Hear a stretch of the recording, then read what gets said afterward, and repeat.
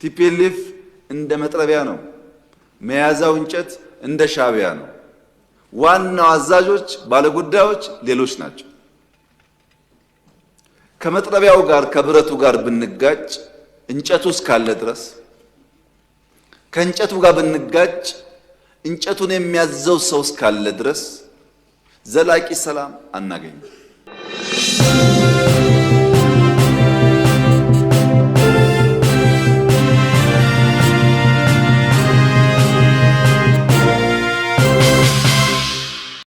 አሁን ዛሬ እዛ ሰላም የሚያውቁ ኃይሎች ሚስቶቻቸው፣ ልጆቻቸው ከፊሉ አዲስ አበባ፣ አብዛኛው ውጭ ሀገር እንዳሉ እናውቃለን።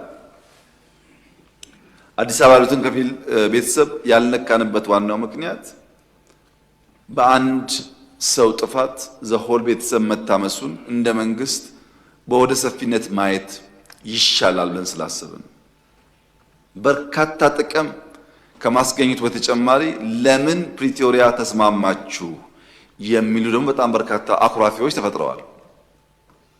ቲፒኤልኤፍ ብቻ ሳይሆን ትግራይ መውደም ነበረባት ብለው የሚያስቡ ኃይሎች አኩርፈዋል። ከኛም ገሸሽ ብለዋል። በአንጻሩ እነሱ ይተባበሩ ሞክረዋል። ፕሪቶሪያ እንዲህ ያለውን በርካታ ነገር በውስጡ የያዘ ነው። ከዚያ በኋላስ በየቀኑ በርከት ያሉ ውጊያ፣ ጦርነት ሊቀሰቅሱ የሚችሉ ፕሮቮኬሽንስ በየጊዜው ትግራይ ባሉ ኃይሎች ይፈጸማል። በየጊዜው ከሁሉ የከፋው አሁን በርካታ የትግራይ ልጆች በጉልበት ታፍሰው ሱዳን ላለው ጦርነት ተሽጠዋል። በሱዳን ጦርነት ውስጥ የትግራይ ወጣቶች በማያውቁት ጉዳይ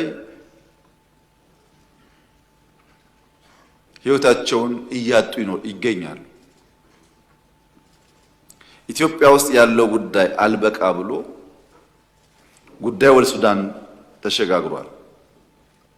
በዚህ ሁሉ ውስጥ የትግራይ ሕዝብ ተጎጂ ነው። የትግራይ ሕዝብ የችግሩ ባለቤት ሳይሆን የችግሩ ገፈት ቀማሽ ነው። የትግራይ ሕዝብን ችግር የበለጠ ያባባሰው የውስጥ ቁስል መሆኑ ነው። የማይታይ የውስጥ ቁስል በቀላሉ የማይሽር መሆኑ ነው። በነገራችን ላይ ዛሬ በትግራይ ውስጥ ከሚኖር ትግራዋይ በላይ በሰላም ወጥቶ መግባት የሚችል አፈሳ የማይካሄድበት በደሴ፣ በጎንደር፣ በባህር ዳር፣ በአዲስ አበባ፣ ቢሾፍቱ፣ አዳማ፣ አርባ ምንጭ፣ ሐዋሳ ያለ ትግራዋይ ትግራይ ካለው ሰው በላይ ሰላም አለው። ትግራይ ካለው ሰው በላይ በሰላም ወጥቶ መግባት ይችላል። የሚያሳዝነው ይህ ጉዳይ ግን ትግራይ ብቻ አይደለም። አማራ አካባቢ የሚንቀሳቀሱ ኃይሎች ለአማራ ሕዝብ ሰላም፣ ደህንነት፣ ጥቅም እንታገላለን ብለው የሚሉ ኃይሎች በሚንቀሳቀሱባቸው አካባቢዎች ካለው የአማራ ተወላጅ ይልቅ ኦሮሚያ፣ ደቡብ፣ ሶማሊያ ያለው አማራ ሰላም አለው። እነዚህ እንታገላለን የሚሉ ኃይሎች ያሉበት አካባቢ የበለጠ ፍራቻ፣ የበለጠ ግድያ፣ የበለጠ ዘረፋና መታገዶች አሉ። ኦሮሚያ አካባቢ ለኦሮሞ እንታገላለን ብለው የሚምሉ የሚገዘቱ ኃይሎች ከሚንቀሳቀሱበት አካባቢ በላይ በአማራ ክልል የሚንቀሳቀስ፣ በሶማሌ የሚንቀሳቀስ፣ በአፋር የሚንቀሳቀስ ኦሮሞ የተሻለ ሰላም አለ። ዜጎች በገዛ ቀያቸው መንደራቸው በገዛ ልጆቻቸው እየታመሱ ይገኛሉ። ከቀያቸው ሸሽተው መኖር የተሻለ ሰላም የሚያገኙበት እየሆነ መጥቷል። ከህዝብ ተነጥሎ ህዝብ አስለቅሶ ህዝብ ዘርፎ የሚደረግ ትግል ደግሞ የትም ማድረስ እንደማይችል ከታሪኮቻችን መማር የምንችል ይመስለኛል። መንግስት አብዛኛውን ጉዳይ በትዕግስት የሚያየው ወደ ግጭት የማይገባው ለምንድን ነው ያላችሁ እንደሆነ ዓላማ ቢስ ነው። ዓላማ የለውም። ይህንን ግጭት ከፈጸምን በኋላ አሳካን ብለን የምንናገረው አንዳች ቁም ነገር የለም። በዚያም በዚህም ብንገል ብንሞት ትርጉም የለው። ኢትዮጵያ ውስጥ በተለይ ትግራይ አካባቢ ያለው የፖለቲካል አውድ የመጥረቢያ ፖለቲካ ሰለባ ነው። ትግራዋይና ኢትዮጵያውያን የሆኑት መጥረቢያ ሶስት አክተሮች አሉት። አንደኛው አክተር ከብረት የሚሰራው የሚቆርጠው የተሳለ ነገር፣ ሁለተኛው አክተር ተጣሞ እዚያ ውስጥ የሚገባው እንጨት ነው።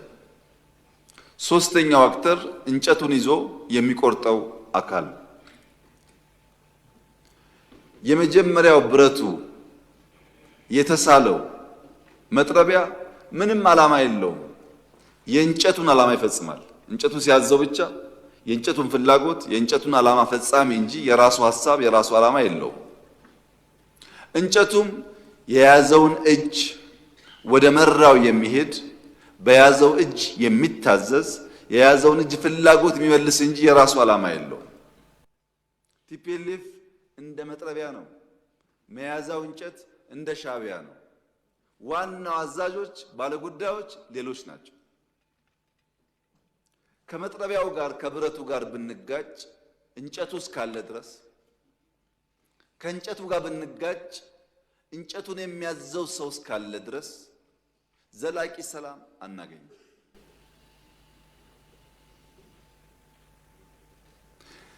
ይልቁንስ ለመጥረቢያውና ለእንጨቱ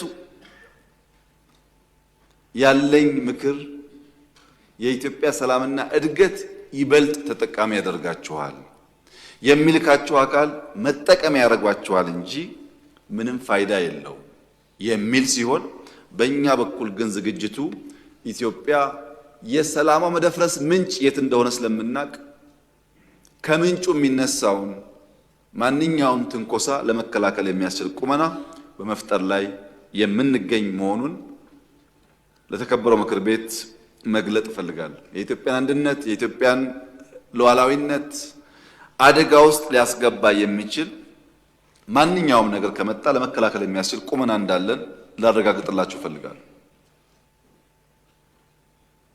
መጥረቢያውና መያዣውን እጅ ግን እንጨት ግን በተቻለ መጠን መታገስ፣ በተቻለ መጠን ማስተማር፣ በተቻለ መጠን መመለስ ያስፈልጋል።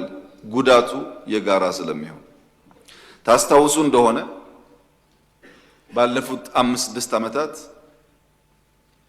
የነበረው ፖለቲካል ዲስኮርስ ኢትዮጵያ ያለቀላት፣ ኢትዮጵያ ልትፈርስ ነው፣ ኢትዮጵያ ልትወድቅ ነው የሚል ነበር። ኢትዮጵያ አትወድቅም ብዬ በተደጋጋሚ አነሳላችሁ ነበር። ኢትዮጵያ አትወድቅም አይደለም አሁን እምላችሁ፣ የወደቁ ታነሳለች።